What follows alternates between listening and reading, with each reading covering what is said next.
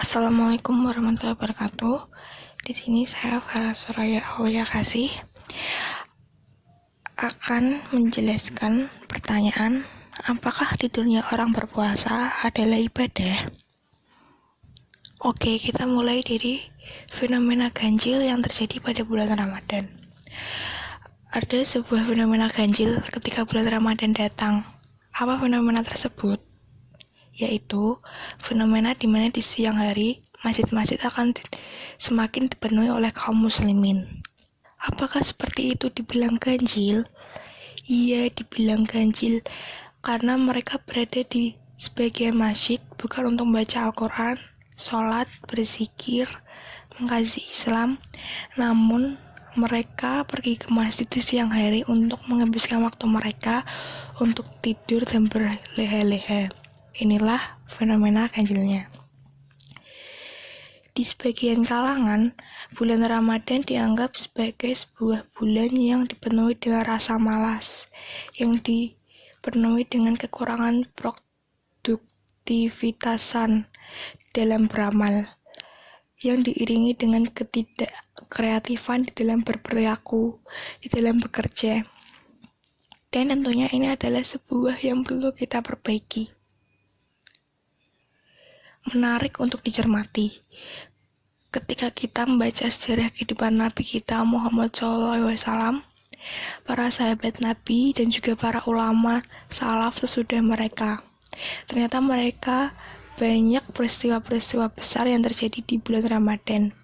Salah satu peristiwa tersebut adalah sebuah peperangan yang maha agung, sebuah peperangan yang begitu dahsyat antara kaum muslimin dengan kaum musyrikin yang terjadi pada tahun 2 Hijriah, yaitu Perang Badar. Sebuah peperangan antara dua jumlah pasukan yang sangat mencolok perbedaannya. Kaum muslimin hanya berjumlah 300 sekian belas orang, sedangkan kaum musyrikin 3 kali lipat jumlah mereka, yaitu 1.000 orang. Tapi lihat bagaimana kaum muslimin mereka berhasil untuk meluluhkan dan mengalahkan pasukan kaum musyrikin. Pada tahu tidak, mereka saat itu sedang berpuasa di bulan Ramadan. Dan yang lainnya masih juga berpeperangan pada tahun 8 Hijriah, ketika Nabi SAW berhasil menaklukkan kota Mekah. Saat itu Nabi membawa 10.000 pasukan untuk menaklukkan kota Mekah, dan beliau berhasil melakukan kota Mekah berserta kaumnya dengan sangat mudah. Kejadian itu terjadi pada tahun 8 Hijriah dan juga bertepatan dengan bulan Ramadan. Bukan hanya pada zaman Nabi SAW saja, para sahabat Nabi SAW pun memiliki style atau tipe yang sama dengan Nabi SAW, yaitu orang yang memanfaatkan waktu untuk berkarya, untuk berjuang. Sebagai satu contoh, sebuah kejadian pada tahun 15 Hijriah, sebuah peperangan yang bernama Perang Al-Qadisiyah, di mana kaum muslimin berhasil menaklukkan orang-orang Majusi di Persia, dataran Persia yang saat ini berdiri negara Iran, Afghanistan, dan yang semisalnya. Jadi pada tahun 15 Hijriah tersebut, kaum muslim berhasil menaklukkan orang-orang Majusi, sebuah peperangan besar.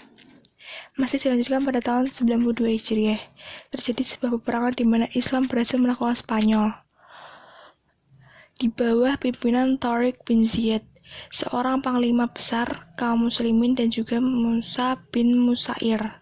Itu pun terjadi pada bulan Ramadan. Itulah peristiwa-peristiwa yang besar yang sangat menentukan terjadi di bulan Ramadan. Hal ini menunjukkan apa? Menunjukkan bahwa pada bulan Ramadan kaum muslimin seharusnya mereka berkarya, seharusnya mereka berjuang, seharusnya mereka produktif untuk menghasilkan hal-hal yang bersifat positif. Jangan sampai bulan Ramadan itu berubah menjadi bulan yang diisi dengan kemalasan, hanya untuk tidur-tiduran, hanya untuk berleha-leha saja. Jangan. Sebagian orang berkata, "Loh, kita tidur kan ibadah, Ustaz. Apakah kita tidak boleh ibadah? Sebagaimana jihad adalah ibadah, tidur juga ibadah." Ini masalahnya. Banyak orang termakan dengan ungkapan tidurnya orang yang berpuasa adalah ibadah, dan amat disayangkan ungkapan ini sering disampaikan diulang-ulang di bulan Ramadan, terutama oleh para khotib, para dai, para mubalik, dan kaum muslimin menerima begitu saja tanpa meneliti apakah ungkapan itu betul atau tidak. Ketika mengkaji perkataan para ulama, ternyata kita dapatkan bahwa ungkapan tersebut merupakan sebuah hadis yang diriwayatkan oleh Imam Al-Baihaqi di dalam kitabnya Al-Jami' Abu Iman hadis nomor 3653, yang berarti tidurnya orang yang puasa adalah ibadah. Ketika kita mendengar ini, tentu kita perlu bertanya, apakah betul itu hadis? Dan kalaupun itu hadis, apakah itu hadis yang sahih atau tidak? Ternyata para ulama kita telah menjelaskan bahwa hadis itu adalah salah satu yang meriwayatkan hadisnya, yang biasa dikatakan sebagai perawi hadis adalah seorang yang bernama Sulaiman ibnu Amrin An-Naqai. Sulaiman ini adalah seorang yang dikatakan oleh para ulama kita sebagai orang yang memasukkan hadis. Siapa yang mengatakan itu? Yaitu para ulama pakar hadis sekaliber Imam Ahmad bin Hanbal rahimahullah. Kata beliau bahwasanya Sulaiman ini suka memasukkan hadis. Dan yang mengatakan itu bukan hanya Imam Ahmad, Imam Yahya Ibnu Ma'in juga mengatakan hal yang serupa. Kata beliau bahwa sudah dikenal reputasinya suka memasukkan hadis. Apakah hadis yang diriwayatkan oleh orang yang kondisinya seperti ini akan terima? Tentu tidak.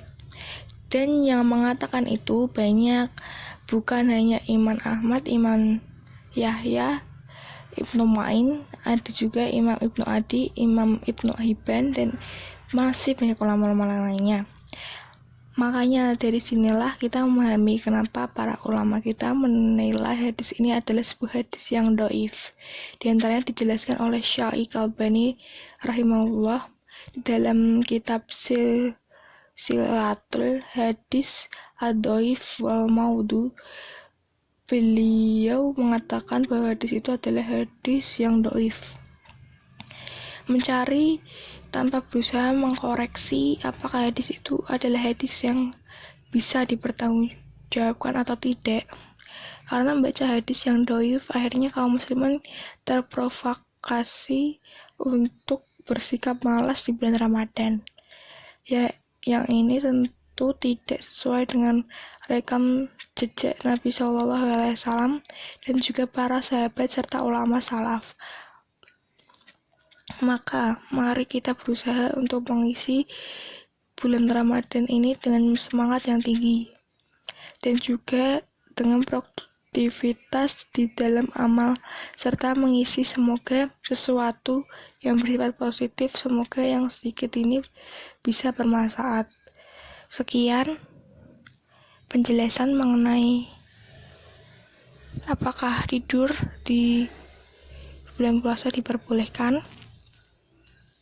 Assalamualaikum warahmatullahi wabarakatuh.